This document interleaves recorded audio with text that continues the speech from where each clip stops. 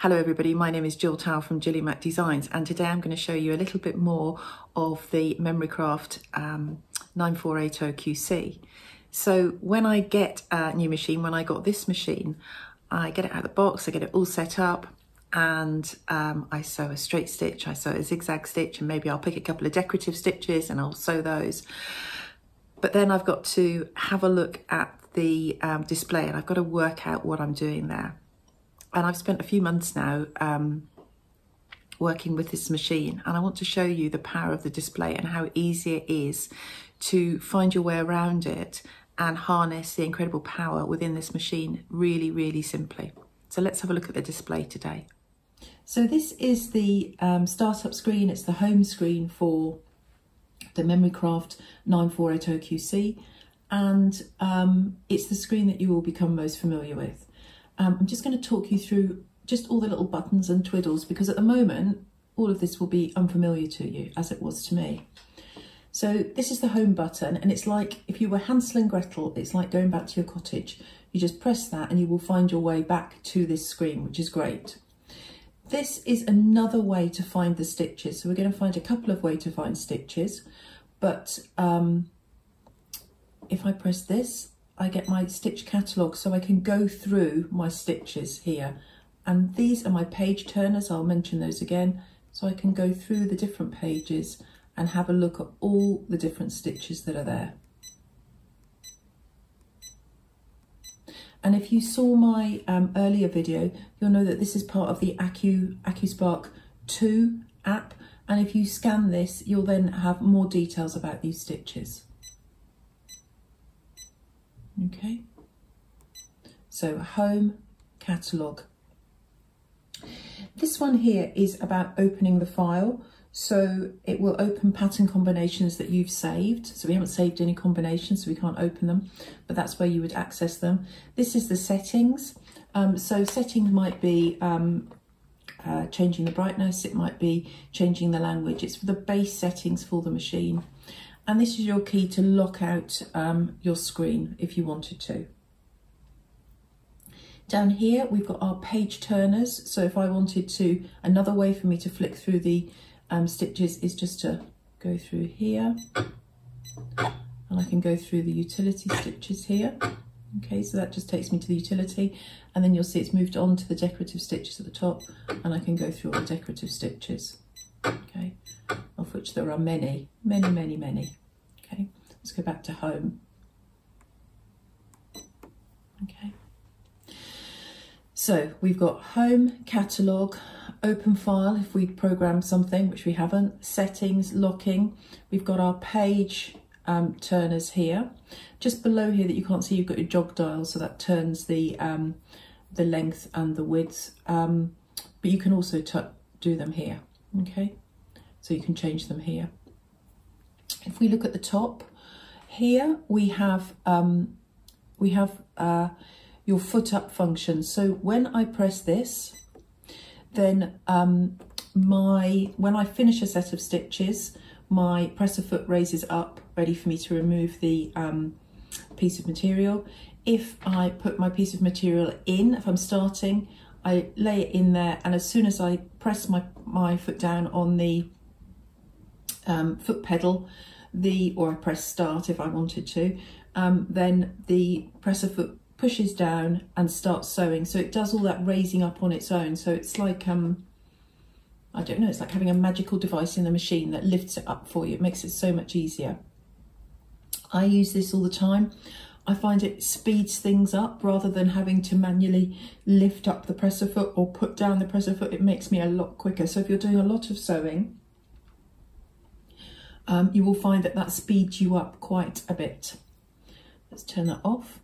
This here is your twin needle. So this is a really clever function in that when you press it, it'll tell you which stitches you can use a twin needle for and which you can't. So anything that's greyed out is a no-go with twin needles. Okay. Okay. Then here, this is your dual feed system. So when you press this, if you've got make sure you've got your proper foot attached, then you will be able to use your dual feed. Remember, we showed in the last video, I showed you the dual feed feet. And then this here was my number 10 on my top 10 of this machine. This is floating mode, so it will allow me, again, it grays out the stitches that I can't use on floating mode, but it will just raise up that presser foot just a little bit to allow me to stitch so much easier. So let's have a look at the stitches that are up here. So utility stitches, we've got 2 pages of utility stitches, so I can go to my other page here. And they are our general workhorse stitches, I would say. So we've got stitches you'll be familiar with. So that's just our normal straight stitch in the centre, straight stitch but starting with backwards and forwards, straight stitch but starting with a lock stitch, straight stitch but over to the left, triple stitch. I'm not sure the official name of this one, but I call it my lightning bolt stitch, either in the centre or to the left, etc. Okay, so you've got your normal stitches. Then if we go here, these are our decorative stitches, and they are grouped into areas. So we can go straight, instead of having to go through everything, we can have a look. We've got 3 pages here of different types of stitches. So let's look at, let's look at seasons. Okay, so those are stitches that are grouped into seasons, and we've got 2 pages of those. So we can have a look. So we've got a snowman, Christmas tree, that's good. Pumpkin, like the pumpkin. I love the spider's web. So you've got different seasons there. We can go back, just press here, and it'll take me back up to this level, and I'll be able to have a look at some more of my stitches. Let's look at lifestyle. So we've got houses, we've got washing line, we've got cars, we've got clouds. Let's go back up. Long stitches, so those are the really, really long ones. So they're on, and they're wide as well. So they're on stitch width 9, so they're really wide stitches, but you can see they're really, really long.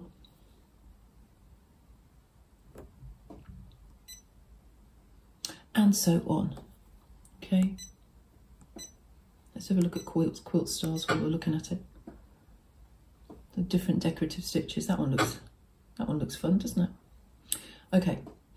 After you've done your utility stitches, decorative stitches, okay, then we've got our monogramming. So we've got a huge variety of different ways in which you can monogram in different languages, which is super cool. And we've got lots of lovely symbols down here. So those are our symbols that we can use.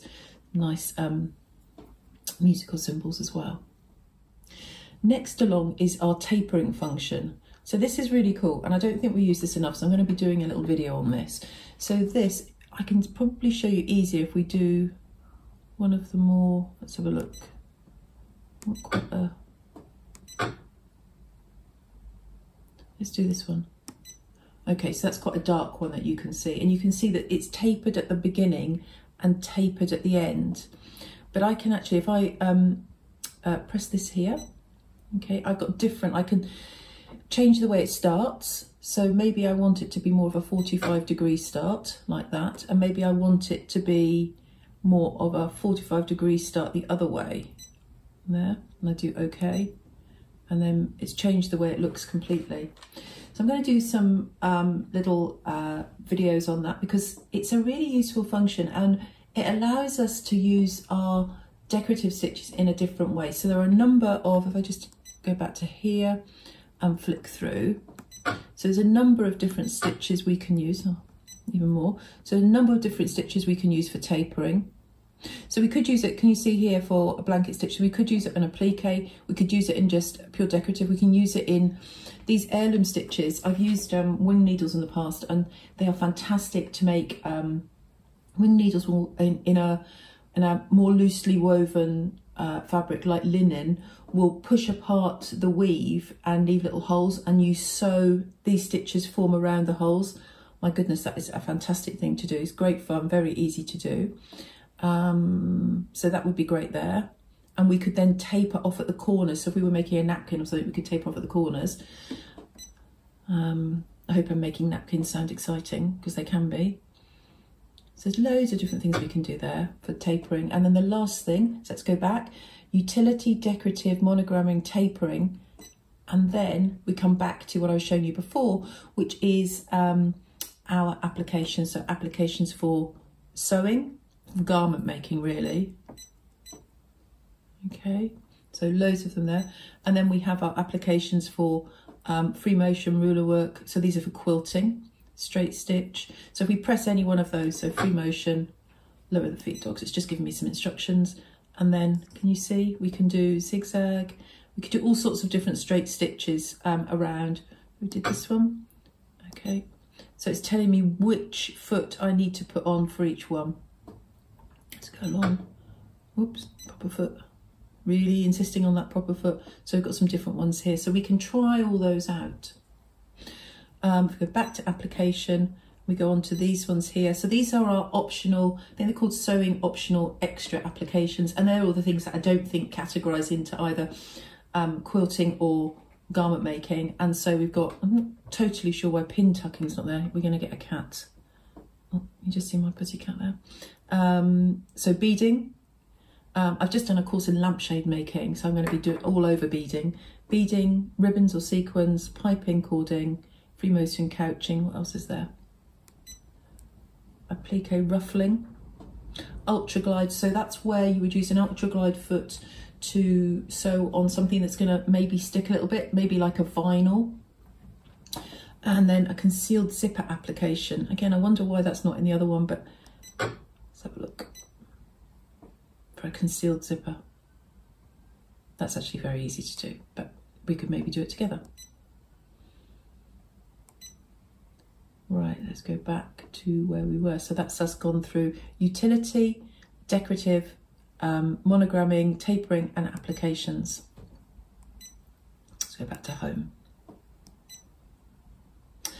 So from there, if we picked any stitch, let's pick this one, okay? We get the stitch showing up on the left-hand side. We get the foot we need to use. We get the width and the length. Now those are preset, but we can change them. So if I made the width bigger, okay, it's a maximum. If I make this smaller, you can see how it's changing the look of it on the left-hand side. So you get a sort of a first look. So it means that you don't have to test out every single change you make. You can actually see it on screen as it's happening. Okay.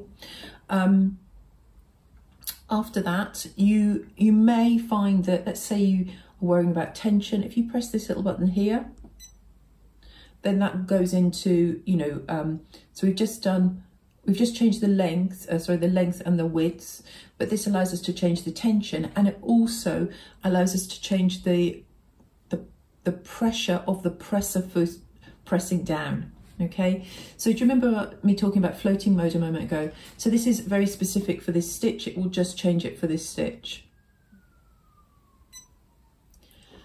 So if we wanted to check anything else about this stitch, we can always use our AccuSpark 2 application on the phone that I referenced in my last video, and it will tell you a little bit more information about this particular stitch.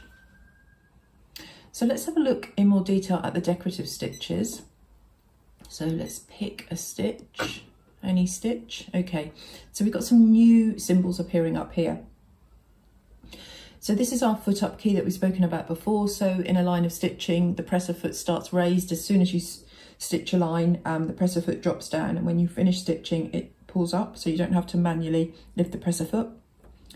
This one is the program key, and this will allow you to program a pattern combination.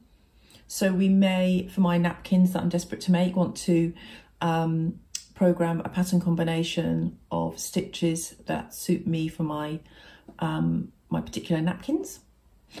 Here, this one here is the mirror image, so I can change in here. Can you see this one down here? It would mean that all those little lines coming off to the left would then be going to the right. So let's have a look, see if that works. Yeah, you see?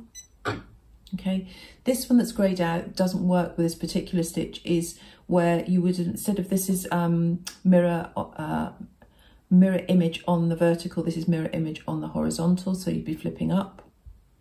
And then here is my twin needle key, but that's greyed out because I can't use twin needles with this particular stitch.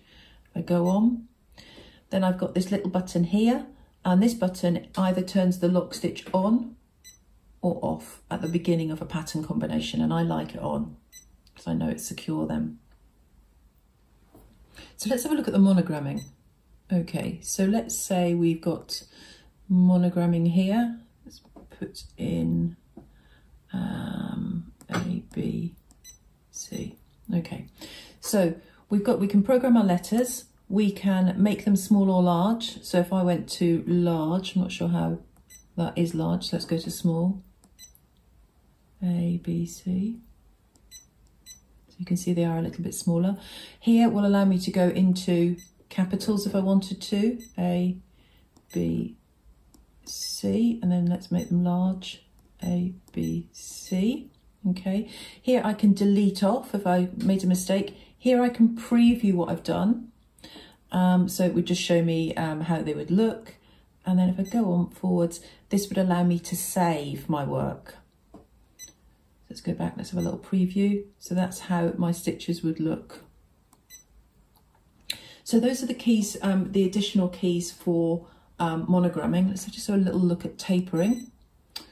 Okay, take me home. Tapering. All we've got is a needle. On this one, it's just our needle stop key. You can either have your needle stopped in the up or the down position, and you can also do some mirror imaging. So very less here, okay? And that really takes us through pretty much everything, because here we'll have the same keys and we have the same stitches. This is just a different way. If you think about this application here, this is just taking these stitches and turning them into real life examples for us. So that really takes us through everything, because once we know how to use our utility stitches, our decorative stitches, our monogramming stitches, and how to taper, then the applications are just taking those stitches and using them in our real world examples, like a lap zip, or like you know, seams, top stitching, pin tucks, shell tucks, etc. So all of that is within our applications, and we've just learned how to use those. The only other thing here that we haven't spoken about is the DFT button, and that's a great get out of jail card. That is, you press that one and it goes back to your default. So let's have a look. So let's change our stitch length, and if we press here, it changes back to our original. So if we get our stitches and we're not sure where we've come from, we just press DFT and that's our default. So I hope you've enjoyed learning a little bit more about the Memory Craft 9480QC. Next time I'm going to go into a little bit more detail and show you how the accurate stitch regulator works. See you then. Happy stitching.